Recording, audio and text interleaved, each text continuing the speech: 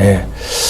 그래서 이제 그 마지막 예루살렘이 포위되고 이스라엘이 이제 세상 열방 나라들에 의해서 멸망당하기 직전에 그 하나님의 택하신 백성들인 유대인들이 하나님 우리를 구원하소서라고 하는 그 정말 간구를 들으시고 이제 예수께서 이 땅에 강림하십니다. 재림하시고 세상을 심판하시고 그리고 이제 천년 왕국이 이루어진다고 말씀을 드렸죠. 그래서 그 천년 왕국은 하나님이 구약의 선지자들을 통해서 이미 말씀해 두신 그 약속에 대한 성취의 개념으로 그 택하신 백성들을 회복시키시고 예루살렘을 회복시키시는 그 완전한 이 땅의 회복이 되어지는 그 기간이 천년 왕국이라 그랬고, 그리고 이제 그때는 마귀가 무저갱에 갇혀 있어서 그렇죠. 세상의 모든 열방들이 다 하나님을 알고 찬양한다라고 했습니다. 그리고 천년이 지난 다음에 마귀가 잠시 풀려서 그 사이를 또 참지 못하고 이제 세상의 열방들을 모아서 곡과 마곡을 모아서 다시 예루살렘을 또 치러 가자, 이스라엘을 또 치자라고 그렇게 미혹한다 그랬죠. 하늘에서 불이 내려와서 그들을 완전히 소멸하고 끝내버리고 이제 그리고 나서 새 하늘과 새 땅, 그러니까 백보자 심판이 이루어지고 그리고 난 다음에 새 하늘과 새 땅이 이제 이루어지면서 하늘에 그 새 예루살렘이 쫙 내려온다고 그랬죠. 지금 이제 그 이야기를 하는 건데, 자 보세요. 이제 오늘 그 5절에 보니까 보좌에 앉으시니가 이르시되 하시면서 하시는 말씀이 만물을 새롭게 하노라 그렇게 말씀하시죠.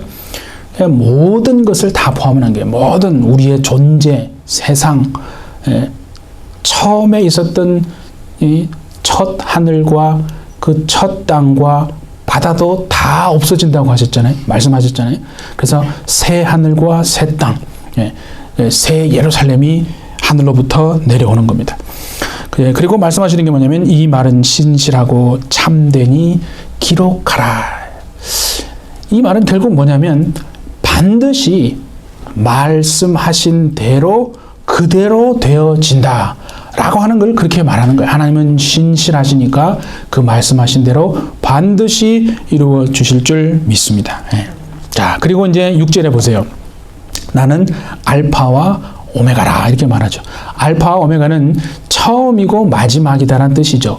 시작과 끝이다라는 말입니다. 그러니까 하나님이 지금 시작한 것도 내가 시작했고 지금 이루어 가고 있고 반드시 끝내고 마무리하는 분도 하나님이시다라고 하는 걸 말하는 거죠. 그러니까 인류의 역사를 마치 사람들은 어떤 일들이 일어나는 것들이 사람들이 이렇게 하는 거라고 생각하지만 그 위에서 하나님이 통치하시고 다스리심으로 인류의 역사도 하나님이 계획하시고 이렇게 뜻하신 대로 이루어져서 이렇게 진행되어져 갈 것이다. 모든 역사를 시작하신 분도 하나님이고 그 역사를 끝내고 마무리하시는 분도 마치시는 분도 하나님이시다 하는 것을 그렇게 표현하는 겁니다. 그러니까 지금 이제 이 상황을 그 당시에 도미티안 황제로 인한 극심한 핍박 있었잖아요. 그러니까 그 극심한 핍박으로 인해서 믿음을 지켜내는 막 사람들도 있고 또 배교하는 사람들도 있지 않겠습니까? 그러니까 눈으로 보기에는 저 도미티안이 나를 다스리는 것 같고 도미티안의 말을 들으면 내가 살 수 있을 길이 열릴 것 같고 그렇잖아요. 근데 하나님을 향한 그 믿음을 정말 버리면 안 되고 그런 막 갈등과 회의와 어떤 의심, 그죠? 자녀들이 내 눈앞에서 죽어가는 것을 보면서도 그래도 배교하지 않고 끝까지 믿음을 지켜내는 참 하나님 앞에 칭찬받는 그런 순교자들도 있지 않았겠습니까? 지금 그 상황을 항상 염두에 두고 여러분 보아야 합니다. 그러니까 그 지금 순교를 통해서 그 도미티안의 정말 극한 핍박 속에 죽어가는 고난 속에 있는 그 성도들을 향해서 하나님이요, 내가 알파요 내가 오메가다라고 말하는 거예요. 도미티안이 눈으로 볼 때는 도미티안이 정말 나를 다스리는 것 같고, 도미티안 말 들으면 살 것 같지만은, 그러나 도미티안 위에 하나님이 계시고 그 모든 것을 하나님이 지금 다 보고 있고 역사를 이끌어 가시는 분은 하나님이시다는 것을 그 고난 속에 있는 영혼들에게, 성도들에게 지금 말하는 거 아니겠어요? 내가 로마를 다스리고 있다. 내가 도미티안을 다 다스리고 있다. 내가 인류의 모든 역사를 다 다스리고 있고, 내가 너희들이 지금 겪고 있는 거 내가 다 보고 있다. 그래, 내가 너희들의 그 눈물을 반드시 닦아줄 것이다. 너희들의 지금 죽음이 믿음을 지켜내면서 죽어가는 그들을 향해서. 그러니까 사람들 속에 그런, 내가 이렇게까지 하면서 믿음을 지켜내야 하는가, 그런 어떤 회의가 들 수 있었지 않겠습니까? 그런데 그런 속에서도 믿음을 지켜내는 그 성도들에게 너희들의 죽음이 결코 헛된 것이 아니고 반드시 보상이 따른다라고 하는, 그래서 내가 너희들의 눈에서 흐르는 그 눈물들을 닦아주겠다라고 지금 하나님이 정말 그들을 위로하시고 격려하시는 그런 의미로 받아들이셔야 하는, 그러시면서 지금 6절과 7절에서 그 다음에 이어서 하시는 말씀이 뭐냐면, 보세요. 생명수 샘물을 어떻게 해요? 목마른 자에게 값없이 주시겠다라고 말하는 거죠. 생명수 샘물을 상속으로 이기는 자에게 값없이 그렇게 주시겠다. 그 생명수 샘물을, 그죠? 쉽게 말해 영원한 생명, 영생을, 그죠? 하나님이 지금 이기는 자에게 상속으로 주시겠다라고. 그래서 오늘 제목이 상속받기로 이미 우리는 결정되어 있습니다. 여러분 보세요. 우리가요, 이게 좀 잘 이게 와 닿으시면 그렇게 한번 생각해 보세요. 이 땅 우리가 살아가는데 얼마 시간이 이제 곧 나에게 어떤 분의 그 유업을, 어떤 분의 정말 이렇게 재산을 예를 들면 그거를 내가 상속받기로 이미 결정이 돼 있어요. 그분이 유서에다가, 그죠? 쫙 이렇게 내가 죽으면 이렇게 해서 하도록 하라라고 딱 서명까지 했어요. 그거를 공증까지 받아가지고 딱 나에게 보여줬어요. 그럼 어떻게 되겠습니까, 여러분? 어려움이 있더라도, 그죠? 그거를 생각하면서 그 소망을 가지고 막 견뎌내지 않겠습니까? 그러니까 육체의 것들도 하물며 그런데 오늘 하나님께서 그 고난 가운데 정말 있는 핍박으로 인해서 고난 속에 있는 영혼들에게 반드시 이기는 자에게 값없이 그 생명수 샘물을 상속으로 주겠다라고 말씀하고 계십니다. 근데 이게 보세요. 누구에게 주냐고, 누구에게 주시겠다고 딱 하는가 봅니까? 목마른 자에게 주시겠다라고 말씀하신다 이거죠. 그러니까 여러분 보세요. 우리는 정말 중요한 게 하나님 앞에서 내가 목마른 자가 되어야 합니다. 그러니까 우리는 하나님이 주시겠다, 값없이, 값없이 준다니까 정말 생명수 샘물이 진짜 값이 없다고 생각하는 거예요. 그러니까 은혜도 공짜로 주니까, 세상 것도 여러분 공짜로 받아보세요. 그럼 별로 값이 잘 이렇게 느껴지지 않아요. 근데 이게 엄청 비싼 건데, 너무나 비싼 건데 내가 너한테 준다 그러면요, 값이 없지 않고 대단히 비싸다고 생각하기 때문에 막 그 가치를 생각하잖아요. 그 비슷한 거예요. 하나님이 값없이 주신다고 했는데 값 없이 준다고 해서 값이 없는 게 아니라 정말 어떠한 것으로도 값을 치룰 수 없이 귀중한 거라예요. 근데 왜 이것이, 우리가 이 말을 들으면 아멘, 정말 기쁘고 감사하고 막 좋음을 떠나서 막 마음속에 어떤 막 큰 기쁨과 희열이 넘쳐서 세상 가운데서 다 이렇게 살아갈 수 없느냐면 목마르지 않아서 그런 거예요. 그만큼 목마름이 없어요. 그러니까 뭐 주시면 고맙고 안 줘도 별로 뭐 별반 그렇게 어려움이 없는 것처럼. 그러니까 여러분 보세요. 우리가요, 내가 지금 무엇에 목마른가 점검해 보아야 하는 거예요. 사람은요, 목마른 것 있잖아요. 그 목마른 것이 사람의 삶을 만들어 가게 되어 있습니다. 반드시 사람은 자신이 지금 목마른 것을 향해서 움직여가는 거예요. 목마른 것을 향해서 물질을 쓰고요. 목말라 하는 것을 취하기 위해서 노력하고 시간과 모든 것을 그거를 위해서 계속 쓸 수밖에 없는 거예요. 왜냐하면 내가 목말라하는 그것이 나의 삶을 결정하고 그 방향으로 움직이게 되는 거거든요. 일생 동안 정말 이 생명수 샘물에 목말라 하면서 살아가시는 여러분 되시기를 예수님의 이름으로 축복합니다. 그러니까 우리가 보세요. 우리가 왜 믿음의 선한 싸움을 싸웁니까? 영적 싸움하고 인내하면서 그래도 말씀을 더 가지고 우리 주님과 정말 동행하면서 기도하면서 왜 그렇게 하십니까, 여러분? 누가 그렇게 하라고 한 겁니까? 그게 무엇입니까? 영원한 생명, 그 생명수 샘물, 그 영생을 얻기 위해서 그런 거 아니겠습니까? 그러니까 오늘 성경은 뭐라고 하냐면 우리가 그 영원한 생명수 샘물을 이미 상속받기로 결정이 되어 있다라고 말하고 있다 이거죠. 그러니까 생명수 샘물이요 가장 중요한 거고 그게 본질적인 거를 얘기하는 거예요. 그게 우리가 믿고 신앙생활을 하는 이유입니다, 여러분. 그래서 우리가 이 땅에서 신앙생활을 할 때 내가 무엇을 붙잡고 살아야 되겠는가? 바로 이 본질적인 것, 정말 생명수 샘물, 이 본질적인 것을 붙잡고 나아가야 한다 이거죠. 근데 본질적인 것을 만약에 우리가 붙잡지를 못하면 어떻게 되냐면 그렇게 하지 못하면 결국 시간이 지나면서요 본질적인 것에 대한 목마름이 점점 이렇게 시들어 가는 겁니다. 본질적인 것에 대한 목마름이 시들어 가면 어떤 현상이 됩니까? 본질적이지 않은 것들 있잖아요. 세상의 것들, 우리 눈에 보이는 것들, 이렇게 느껴지는 것들, 그런 것들에 내가 더 많은 만족감을 느끼고 또 그거를 통해서 내가 내 목마름이 진짜로 해소되는 것처럼 그렇게 알고 또 살아가게 되어진다 이거죠. 그러니까 여러분 한번 생각해보세요. 여름에 우리 캘리포니아는 그게 이해가 되잖아요.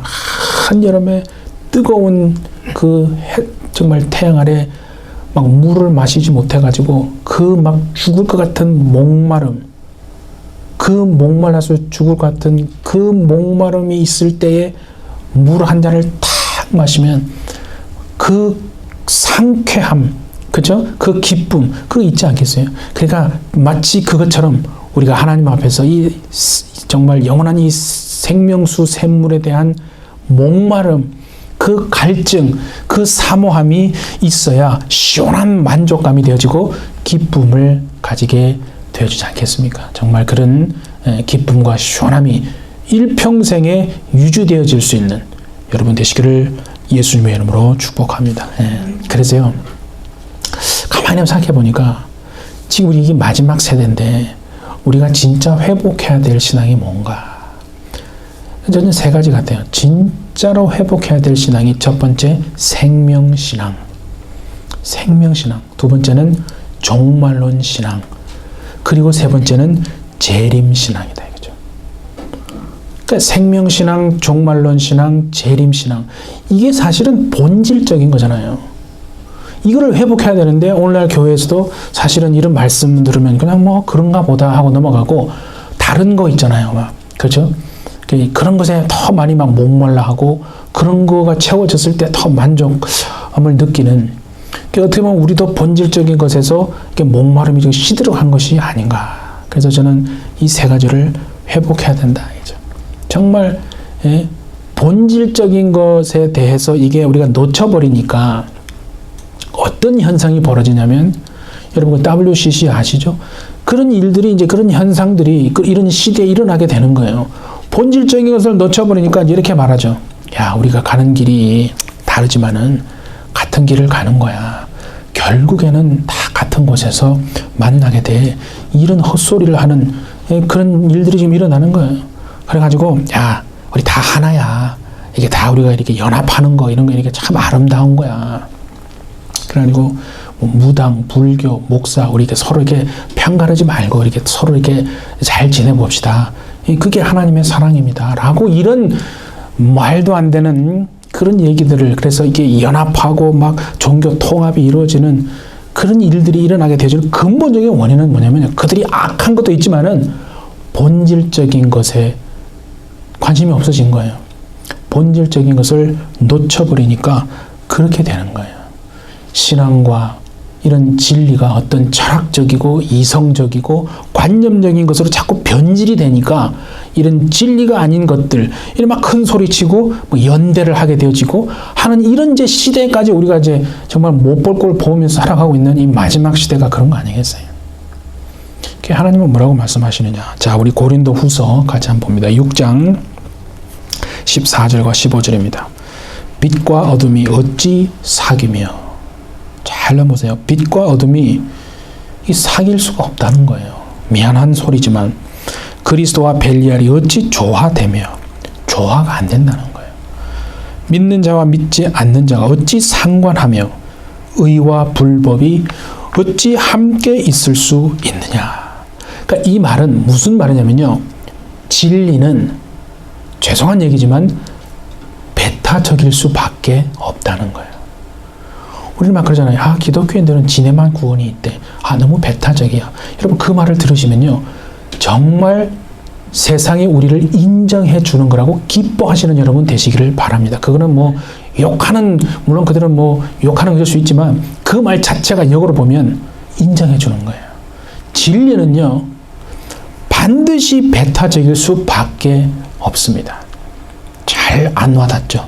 자, 한번 이렇게 한번 설명해 볼게요. 여러분이 세상을 두루 돌아다녀 보세요. 여러 세상을 한번 두루 돌아다니면서 생모가 두 사람인 어떤 사람을 보걸랑 저한테 와서 빨리 얘기해 주세요. 그러면 제가 여러분 소원을 다 드리겠습니다. 이 땅에요. 생모가 두 사람인 사람이 있습니까? 없습니다. 아니, 생모가 두 사람인 사람이 어디 있습니까? 아니, 그럴 수는 있죠. 이분은 참 저를 잘 키워주신 어머니 같은 존재입니다.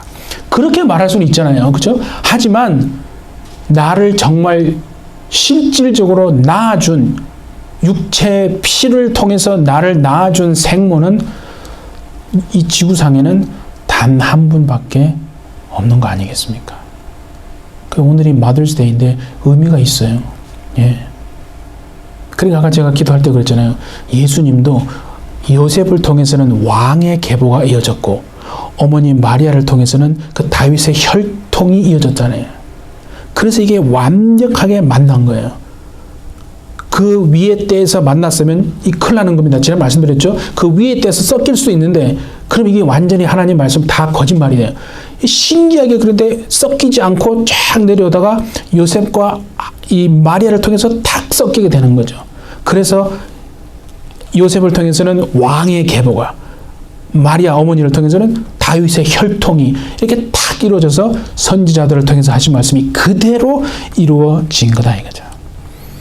그것처럼 이 땅에 여러분 나를 낳아준 생모는 단 한 분밖에 없습니다. 유일무이한 존재. 그렇죠? 그게 진리예요. 그러니까 진리는 미안한 얘기지만 배타적일 수밖에 없는 거예요. 예. 왜 니네들은 뭐 기독교 니네만 뭐 구원 있다고 말하냐? 그거는 어쩔 수 없는 거 미안하지만 어떤 다른 논리를 갖다 들이대고 철학을 갖다서 막 붙여도 타협할 수 없는 부분이 바로 그 부분이 된다는 거죠. 왜냐하면 그 본질이기 때문에 그래요. 예. 그러니까 본질을 우리가 만약에 해서 놓쳐버리고 그게 목말라하지 않으면 자연스럽게 본질이 아닌 다른 것에 우리는 눈을 돌리게 될 수밖에 없다니까, 사람은요. 그러니까 엉뚱한 소리가 나오고 막 이상한 소리가 하는 거예요. 그러면서 어떻게 됩니까? 그렇게 되면 무능하게 됩니다. 무기력한 존재로 그냥 끝나고 마는 거예요. 일평생 정말 본질을 붙잡고 주와 함께 동행하시는 여러분 되시기를 예수님의 이름으로 축복합니다. 네. 그런데 예수님이 그 다음에 한번 보세요. 요한을 통해서 뭘 마시냐면 8절에 보니까 불못에 던지오는 자들이 있다는 거예요.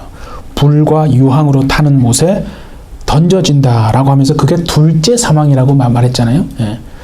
그러니까 첫째 사망이 그러니까 육체가 죽는 거죠. 그러니까 육체가 죽음으로 인해서 모든 게 다 끝난다는 게 아니라 반드시 그 후에는 심판이 있다라고 하는 걸 말씀하는 거예요. 그러니까 죽으면 어떻게 됩니까? 나중에 다시 심판의 부활로 나타납니다. 부활합니다. 예. 믿는 자만 부활하는 게 아니고 죽은 자도 부활합니다. 그래서 심판의 부활로 나타나서 하나님 앞에 딱 심판받는다는 거예요. 그러니까 죽은 자들이 심판의 부활을 한다고 성경이 말했던데 어떤 자들이 그러면 불과 그 유황에 타는 못에 던져지는가? 첫 번째 보니까 두려워하는 자들이라고 했어요. 여기서 두려워한다는 건 뭐냐면 목사님 저는 태어날 때부터 성품이 이렇게 되게 겁이 많아요. 뭘 좀 잘 보면 자꾸 잘 이렇게 겁을 잘 내요. 무서워하는 그런 걸 말하는 게 아니에요. 여기서 말하는 건 성품이 이렇게 겁이 많다는 그런 게 아니고 여기에 두려워하는 자라는 건 뭐냐면 두려움 때문에 두려워서 믿음을 배반하는 사람들을 말하는 겁니다. 두려움 때문에 믿음을 배반하는 사람들 있을 수 있잖아요. 요한 1서 우리 4장 18절도 한번 보겠습니다. 사랑 안에 두려움이 없고 잘 보세요. 사랑 안에 두려움이 없고 온전한 사랑이 두려움을 내쫓나니 두려움에는 형벌이 있음이라. 두려워하는 자는 사랑 안에서 온전히 이루지 못하였느니라. 자, 이게 뭐냐면 우리가 난 하나님을 알아요. 난 믿음이 있어요. 자신이 하나님을 아는 자라고 하나님이 사랑이신 줄을 알고 믿었다 이게. 그래서 생명을 얻었습니다. 그래서 우리는 그 사랑 안에 우리가 하나님의 온전하신 사랑 안에 거하면 두려움이 사라지게 된다는 걸 얘기하는 거예요. 자연스럽게 두려움은 사라져야 됩니다. 그게 정상이에요. 지금 잠깐만요. 제가 이 성품이 겁이 많다 그 얘기를 하는 게 아니라 그랬어요. 하나님이 사랑이라는 걸 우리가 알고 믿어서 생명을 얻었는데 그래서 하나님의 그 온전한 사랑 안에 우리가 거하면 두려움은 저절로 자연스럽게 물러가고 사라지게 된다는 거예요. 그런데 이 말씀은 무슨 말이냐면 우리가 그 하나님의 온전한 사랑 안에 거하지를 못하는 거예요. 온전한 사랑 안에 거하지 못하면 두려움이 쫙 온다는 거예요. 두려움이 우리에게 엄습해와서 그 두려움 때문에 우리가 믿음을 하나님을 향한 그 신뢰와 그 믿음을 배반하게 되어지는 일이 일어난다는 거예요. 그래서 그런 자들은 불못에 던지는 거예요. 그래서 앞에 뭐라고 했어요? 두려움에는 형벌이 있음이라고 요한일서 4장 18절에 두려움에는 형벌이 있다는 말이 그 말이에요. 하나님의 사랑 안에 온전한 사랑에 거하지 못해서 두려움이 와요. 그 두려움 때문에 믿음을 배반한다. 그래서 그런 사람은 불못에 던지는 거예요. 그래서 두려움에는 형벌이 있다라고 말하는 거예요. 자, 우리 디모데후서 같이 한번 더 봅시다. 1장 7절에서 8절인데 한번 보세요. 하나님이 우리에게 주신 것은 두려워하는 마음이 아니요 오직 능력과 사랑과 절제하는 마음이니. 여기에 지금 마음으로 번역이 된 원래 헬라어는 뭐냐면 푸뉴마예요. 푸뉴마. 몇 번 말씀드렸어요. 푸뉴마는 영이에요. 영. 그러니까 하나님이 우리에게 주신 것은 두려움의 영이 아니에요.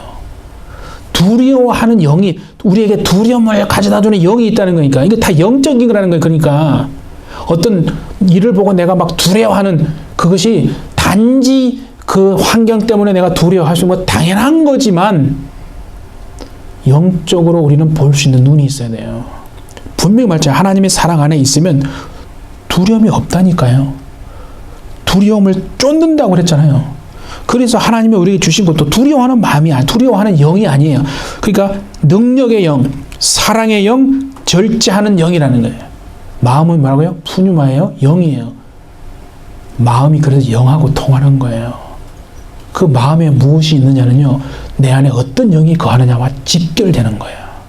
그걸 무시하면 안 됩니다. 그래서 보니까 이게 두려워하는 것도 그러니까 어떤 영으로 말미암는 영적인 거예요. 어떤 목사님이 간증하는데 제가 참 놀랐어요. 어떤 집회를 하는데 막 집사님들 들어오고 막 성도님 들어올 거 아니에요. 그 어떤 여자분이 들어오는데 절이 보이더래, 절. 근데 그거는 그냥 그 환상으로 본 거예요. 그게 뭐 진리는 아니지만 딱 보는데 그 영이라는 거예요. 그게 영으로는 통하는 거예요. 누가 들어오는데, 집회에 들어오는데 어떤 여자분인데 그 집사님처럼 보였는데 절이 보이더래. 나중에 그분이 사모래요. 그분이 깜짝 놀란 거예요. 그 목사님이. 근데 나중에 얘기하는 거예요. 사모님인 줄 알고 사모님이 들어오는데 보니까 절이 이렇게 딱 보이더라고. 그랬더니요, 그 사모 하는 말이 더 가관이에요. 아, 목사님, 제가요, 절에 관심이 많다는 건 좀 이상하지만, 절의 그 분위기 있잖아요. 그런 고요한 분위기, 이런 거를 자기가 관심이 많다는, 그래서 차를 타고 어디 갈 때, 절이 있잖아요. 그럼 꼭 내려가지고, 국도로 내려가지고, 그 이제 절에 가가지고 이제 쑥 한번 이렇게 돌고 이렇게 간대요. 이게 좀 이해가 되십니까, 여러분? 사모가. 그러니까 무슨 말이냐면, 이게 영적이라는 거예요. 우리는 모든 것을 그냥 보이는 육적으로만 생각하기 때문에 무시하지만 전부 영적입니다. 100%. 그러니까 영과 다 관계. 그래서 내 안에 어떤 영이 있으면요, 내가 그 영의 영향을 받아서 자꾸 이게 끌려가거든요. 그리고 자기가 점검해야 돼요.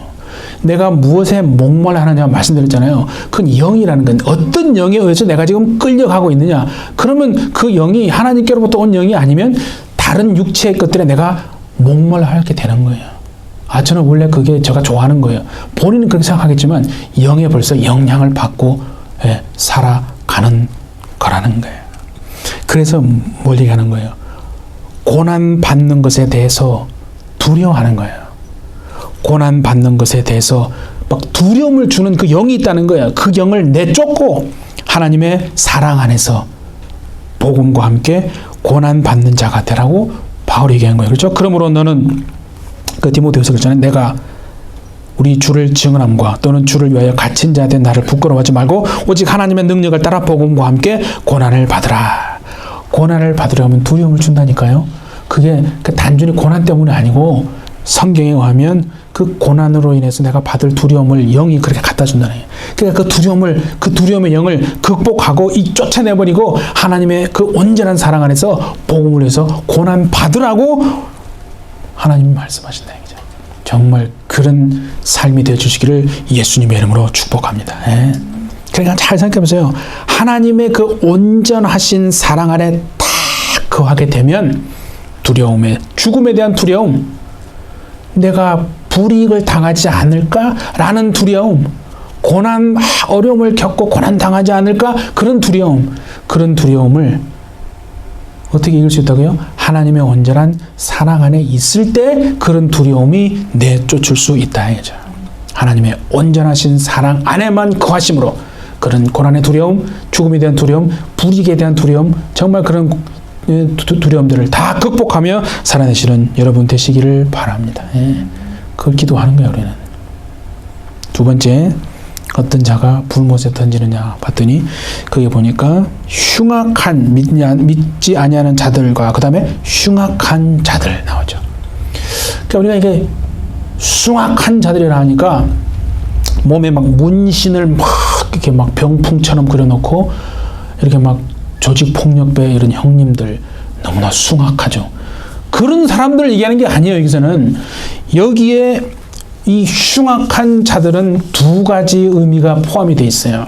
첫 번째는 뭐냐면 가증히 여기다. 가증히 여기다. 그 다음에 두 번째는 몹시 싫어하다라는 뜻입니다. 그래서 제가 한번 여러분 물어볼게요. 성경에 어떤 대상을 표현할 때 하나님이 가증히 여기고 너무나 몹시 싫어하는 어떤 것을 말할 때 꼭 그 두 가지를 말하는 게 있어요. 그게 뭔지 아십니까? 우상이에요, 우상. 하나님이 성경에 우상을 말할 때 반드시 이 두 가지를 같이 얘기해요. 가증히 여기다, 몹시 싫어하다. 그래서 이 흉악한 자들은 바로 우상을 숭배하고 섬기는, 하나님이 아닌 것을 하나님처럼 아무것도 아니고 무가치한 허무한 것을 대단히 가치 있는 것으로 여기고 따라가며 그것을 마음에 깊이 두는, 그게 우상이라고 그랬어요.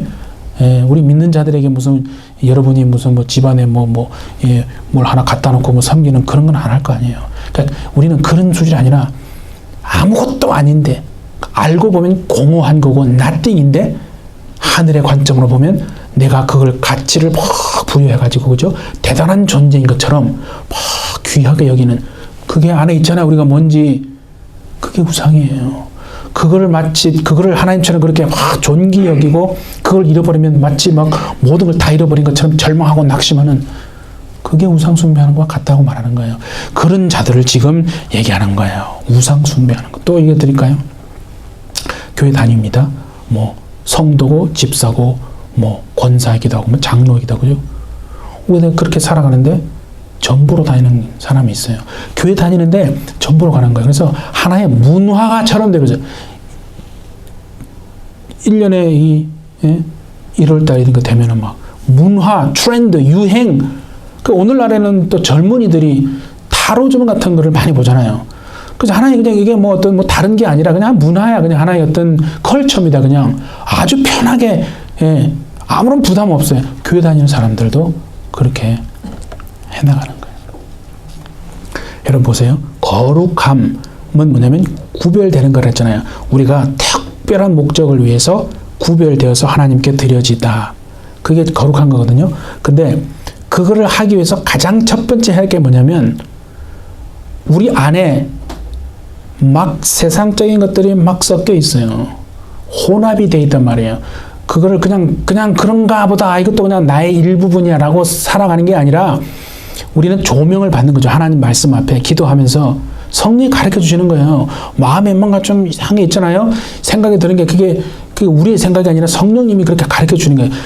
섞여서 막 이렇게 타협되어 있는 것들이 있거든요. 그런 것들을 하나씩 이렇게 분리해내는 것. 그것이 거룩함으로 가는 첫 단계고 우리 평생에 그걸 해야 되는 거예요. 세상적인 사고방식이 있어요. 가치관이 있어요. 원리들이 있어요. 세상 사람들은 너무나 당연하게 생각하는 거. 그런 것들이 우리가 예수 믿고 정말 이제 신앙이 하나님 앞에 잘하면요. 하나님이 계속 뭔가를 말씀하세요. 생각을 통해서. 이거 좀 옛날에는 안 그랬는데 요새는 이런 거가 좀 약간 마음이 좀 꺼려져. 그 정상이에요. 옛날에는 너무나 당연한 건데 예수 믿고 나면 그게 마치 좀 약간 더러워 보이고 영적으로 말하는 거예요. 뭔가 좀 약간 구역질이 날 것 같기도 하면서 이거 내가 왜 이렇지? 나 뭐 이상한 거 먹은 거 없는데 그게 영적으로 그런 거예요. 그러니까 그건 자연스럽게 그러니까 우리가 본질을 정말 붙잡고 있으면요. 세상의 것이 정말 아무것도 아니구나 이거.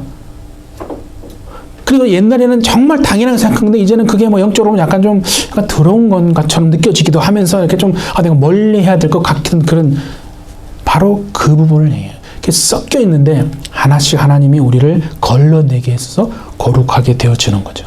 그러니까 우리 가정도 자녀도 내 삶도 하나님 앞에 드려지기 위해서 이렇게 잘 구별되어졌다는 것이 내 삶이다 라고 하는 그 정체성을 우리가 분명히 가지고 있으면요. 어둠에 속한 것들이 자연스럽게 우리에게 거부감이 생겨요. 우리 그런 건 이제 이해하잖아요. 처음에 믿을 때는 그렇지 않았는데 신앙이 깊어지면서 이게 좀 꺼려지고 좀 약간 거부감이 생기는 게 있거든요.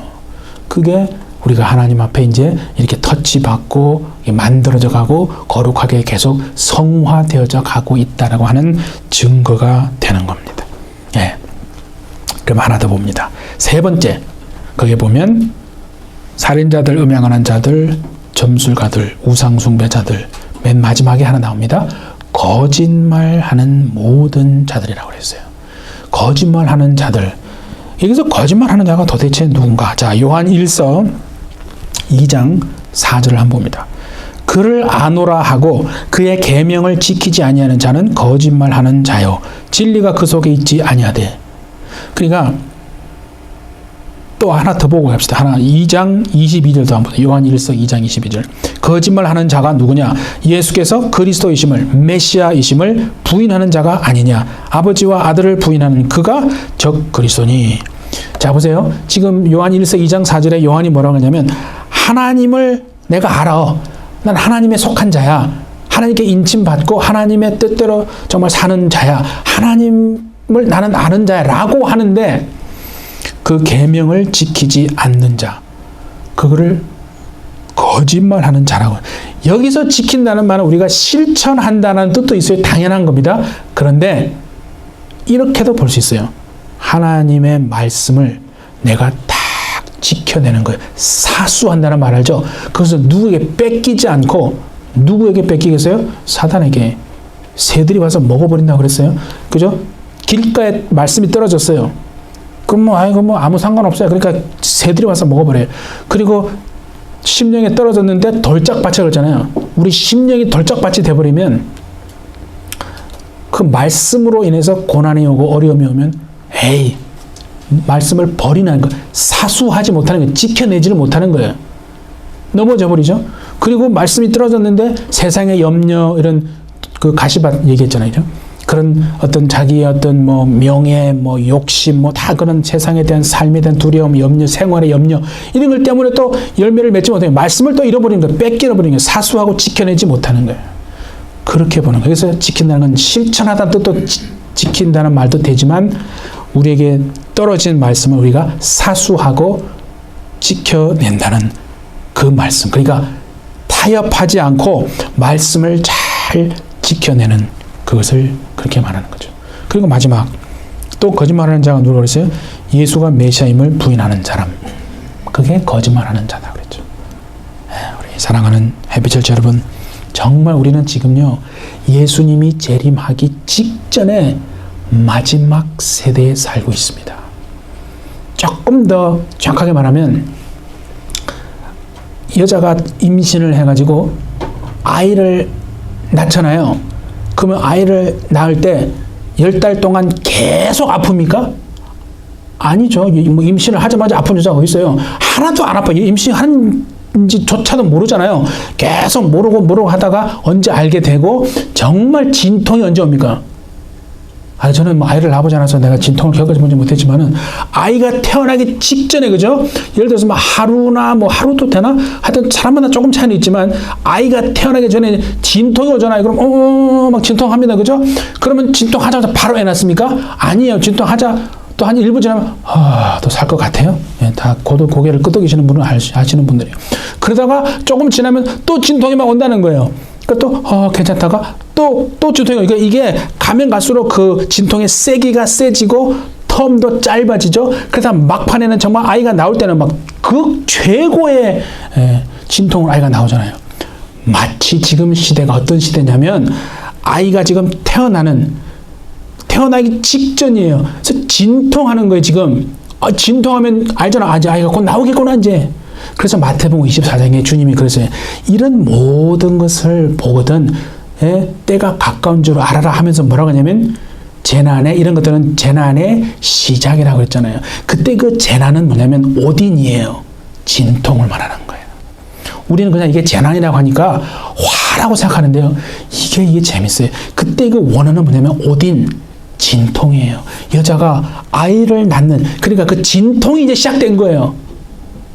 그러니까 이제 정말 예수님이 오시기 직전에 진통이 이미 시작된 세대에 우리는 지금 살고 있는 겁니다. 그러니까 하나님으로부터 임하는 그 하늘의 정말 신령한 것을 우리가 받아서 정말 세상 가운데서 말씀의 나팔을 탁 불어서 잠자는 자들의 영혼을 막 깨워서 구원받기로 작정된 영혼은 다 구원받더라 하는 그 말씀처럼, 이 마지막 세대에 그렇게 하나님 앞에 정말 쓰임받고 일하시게 되는 우리 해피처치 가정들, 자녀들, 여러분 모든 삶이 다 되어주시기를 예수님의 이름으로 축복합니다. 함께 기도하겠습니다. 하나님, 우리는 이미 하나님의 자녀 된 자로 정말 상속받기로 그 생명수 샘물을 목마른 자에게 값없이 주시겠다고 주님 상속으로 이미 우리에게 주시겠다고 다 약속하셨사오니, 정말 우리가 이 땅 마지막 세대에 살고 있는 저희들, 주님이 오시는 그 아버지 하나님 그 영광에 동참하기 위하여 하나님 우리의 영혼이 깨어서 정말 육체적인 것, 세상적인 것이 아니라 하늘의 그 신령한 것을 우리가 공급받아서 하나님 세상에 말씀을 정말 진리를 전하되 타협하지 않고 정말 하나님 앞에 그렇게 돌아오는 영혼이 한 영혼이라도 있을 수 있도록, 구원받는 자들이 있을 수 있도록 하나님 우리 햇빛철치와 가정들과 자녀들과 하는 모든 일들을 통해서 하나님의 그 놀라우신 역사에 우리도 동참하는 정말 우리 모두가 될 수 있도록 주님 축복하여 주옵소서. 주께서 함께해 주실 줄 믿고 감사드리며 예수님의 이름으로 기도하옵나이다. 아멘.